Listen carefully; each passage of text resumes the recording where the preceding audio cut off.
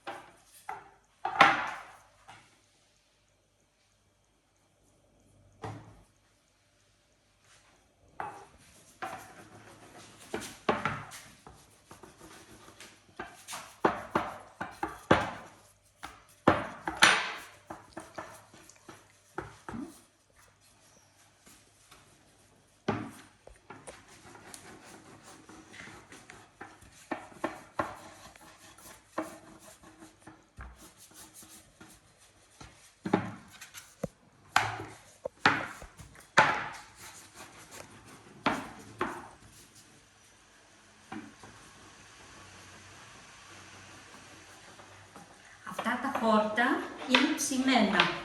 Θα κάνουμε όμως μία μέρα και ένα μπουρέκι που δεν ψήνανε τα χόρτα, ψινόντουσαν μόνο στο φούρνο μαζί με το φύλλο.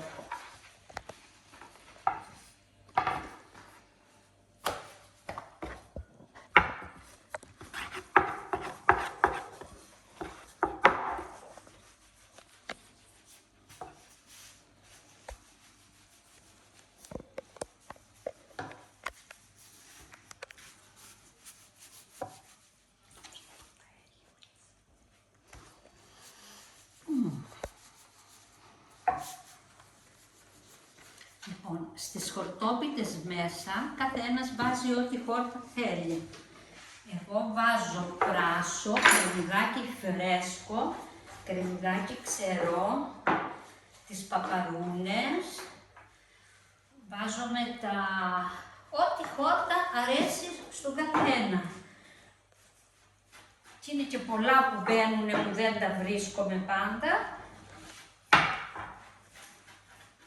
Σπανάκι, αγριοσπάνακο,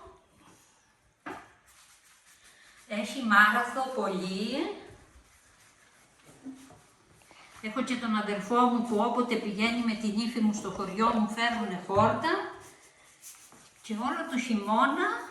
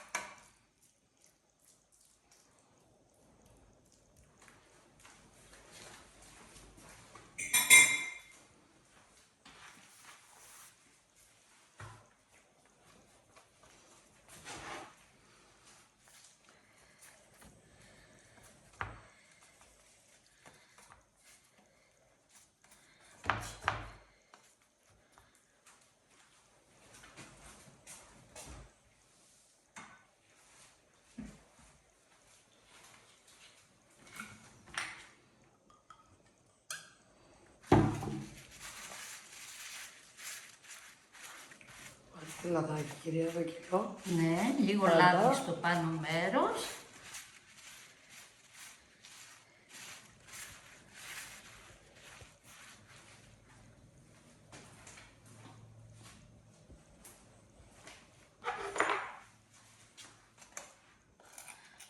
Κόβουμε για να μας ψηθεί.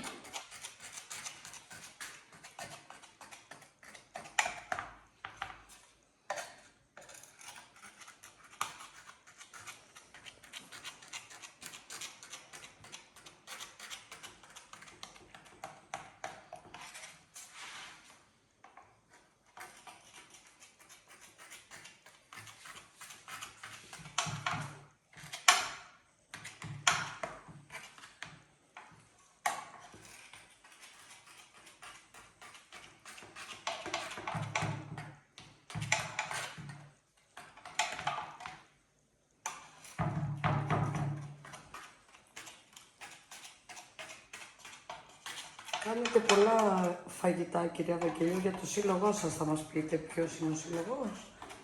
Ναι. Είμαστε ο Μικρασιατικός Σύλλογος Καραβουρνιωτών Άγιος Γεώργιος. Ετοιμάζετε κάτι για το καλοκαίρι, θα το παρουσιάσετε. Ετοιμάζουμε διάφορες εκδηλώσεις, τώρα ελπίζω να τα καταφέρουμε να τις κάνουμε.